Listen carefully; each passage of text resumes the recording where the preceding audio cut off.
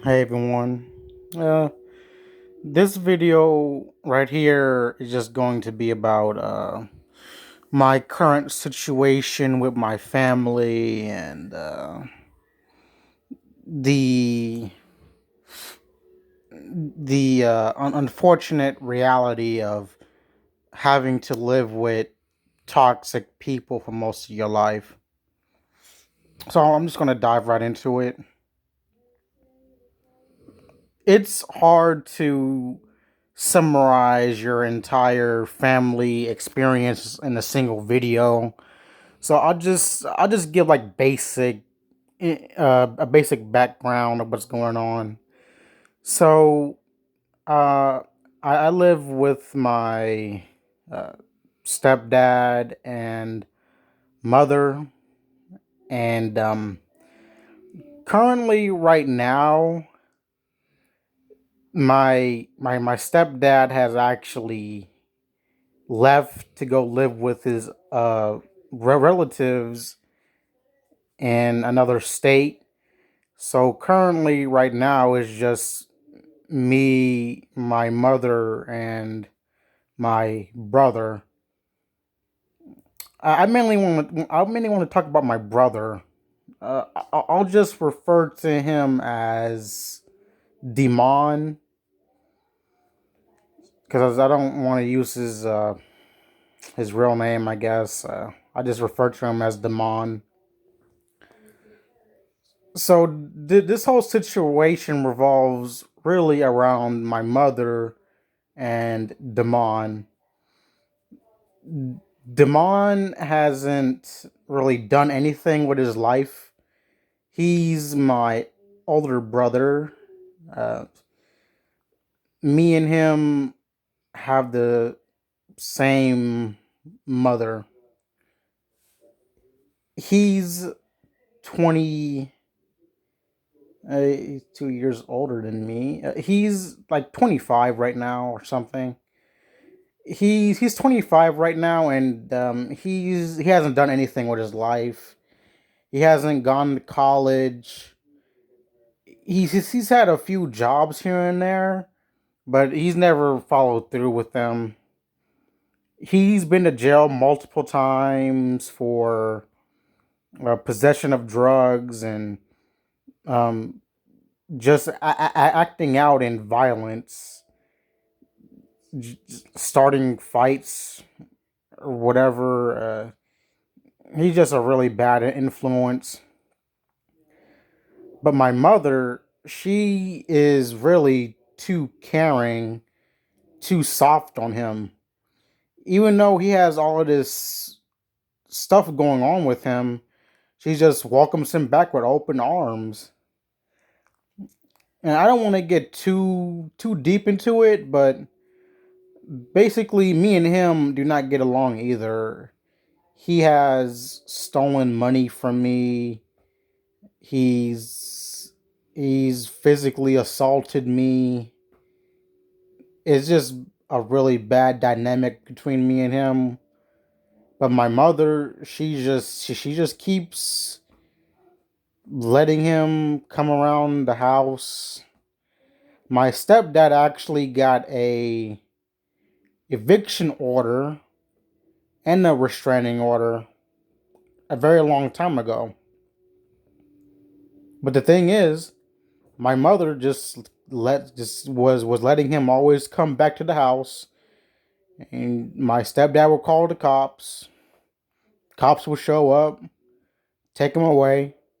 He gets back out in a week or whatever because violating a protection order is evidently a misdemeanor, which sounds pretty stupid. And for someone that constantly violates a protection order, it just seems like it would be a more serious offense, but apparently it's not, as he just always gets out in another week.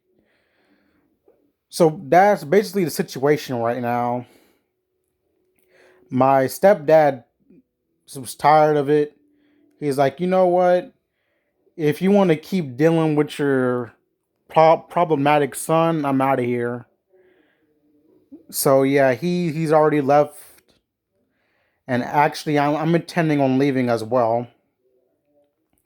By the time next week comes around, today is well, it's Friday early in the morning. I will actually be with my relatives in Oklahoma by next Monday because I have to move out of here too. I'm dealing with a situation where I'm pretty much having to uproot my entire life because of this person. He like I have to like I'm in school right now. I'm in college. I'm a senior. This is actually like my second to last semester. I'm supposed to be graduating by the summer semester. I'm getting a bachelor's in psychology. So me just having to move to a different state to get out of this hellhole is pretty damn serious. So it's basically going to be my mother and my brother in this lonely house where she's barely able to pay the bills. So I'm guessing she's going to rely on my brother because my brother gets uh disability because he has a sexual disease. He has HIV, so he just gets uh he gets this disability for that. So he gets money too. So I guess they're gonna just be together paying bills. The thing is that they always argue. They always argue. He always talks back to her. He's disrespectful as hell.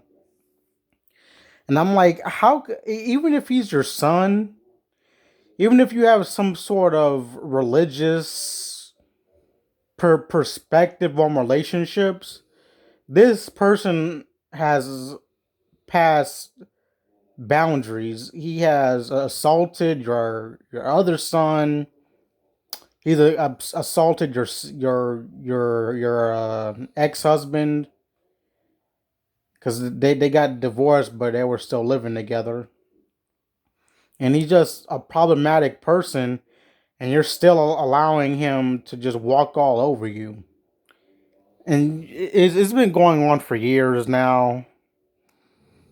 Just years. You know how frustrating that is to having to deal with this problematic person for years.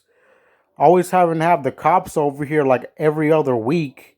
Because as soon as he gets out of jail, my mother tells him he can come back over, even though he has a restraining order. And then we call the cops again, and he goes back to jail, and he comes back again.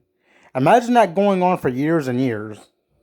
It is embarrassing having to keep calling the police every damn week. Like damn, I'd be embarrassed just because of that.